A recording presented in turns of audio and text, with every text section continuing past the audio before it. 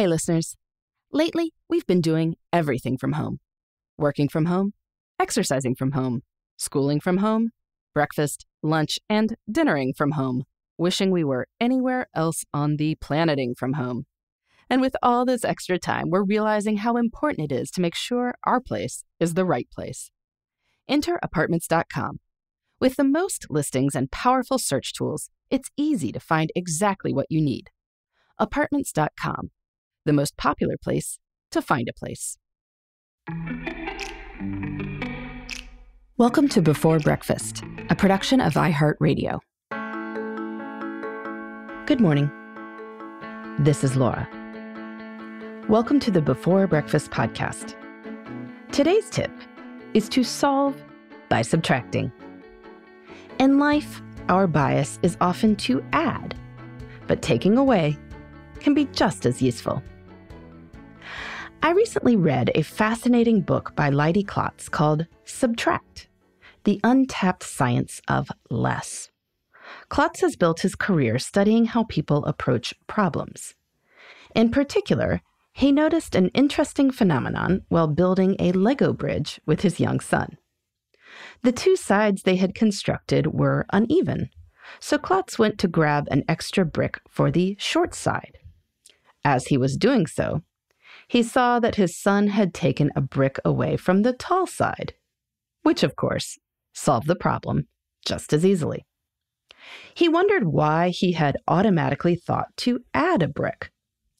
He put this same test to various other people and found that the overwhelming human bias is to solve the problem by adding a piece rather than taking one away. This is an interesting bias because in many cases, subtracting seems like a better solution. Fewer materials cost less than more materials. When it comes to things that take time, time is an absolutely limited resource. When we add things to our schedule, we cut off the opportunity to do other things. Klotz cites examples in his book from the real world, where subtracting wasn't the obvious solution, but turned out to be a better one. For instance, I always love walking along the Embarcadero whenever I visit San Francisco.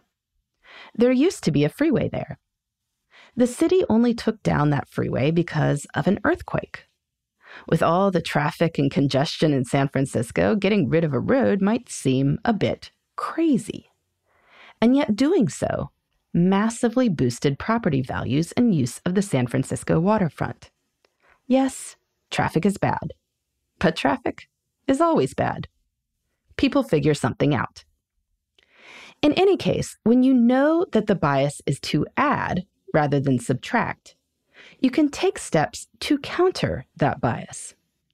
This has obvious ramifications with new products. Rather than add more features, maybe things would work better if you took some features away and made the ones that remain really awesome. When you think about adding something to your schedule, think first about what you might take away. Perhaps people are missing deadlines with a project. Rather than schedule more check-ins, maybe you should cancel as many meetings as possible so people have time to do their jobs. Maybe instead of sending more emails to employees about the various benefits they could be using, you could limit this down to one email so people have time to use their benefits rather than sorting through their inboxes. Rather than making forms longer to get more useful information from applicants, make them shorter so people can answer a few questions well.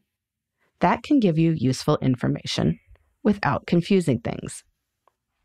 I have often noticed this with writing. I like to think that I already write tight, and yet whatever I have said is almost always better after I have subtracted 10 to 20% of the words. I could keep trying to explain things to make them more clear, but they tend to naturally be more clear with the needless words omitted. So today, as you think about your various choices, look for situations where your first thought is what to add. Maybe you do need to add something, but maybe you need less of something. try to look at both angles.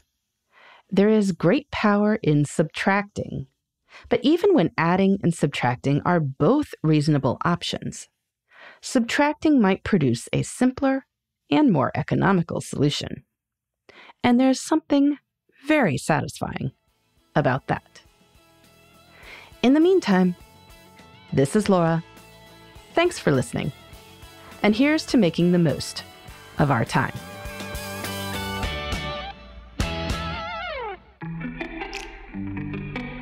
Hey everybody, I'd love to hear from you. You can send me your tips, your questions, or anything else. Just connect with me on Twitter, Facebook, and Instagram at Before Breakfast Pod. That's BE, the number 4, then breakfast, POD.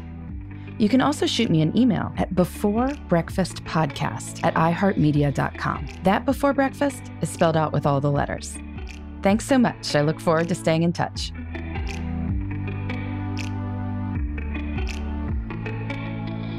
Before Breakfast is a production of iHeartRadio.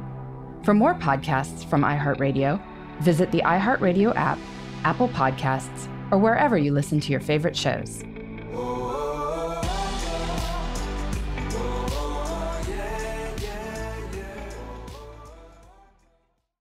You might have noticed a change in your neighborhood lately. Yep, Sprint stores are now T-Mobile stores. Now that Sprint is T-Mobile, you get more coverage, value, and benefits than ever before. We've invested billions to bring our 5G from big cities to small towns across America. And great coverage is just the start. From high-speed mobile hotspot data to weekly deals and giveaways, our customers get tons of great benefits. Head to your new T-Mobile store to learn more.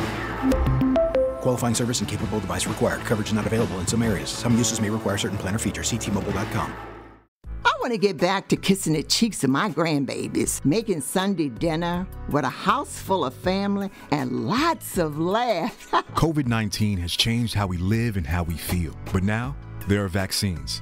And they are the very first step that let us get back to what we miss most. It's okay to have questions. Is it safe? Should I wait?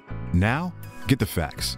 Visit getvaccineanswers.org so you can make an informed decision when vaccines are available to you. Brought to you by the Ad Council.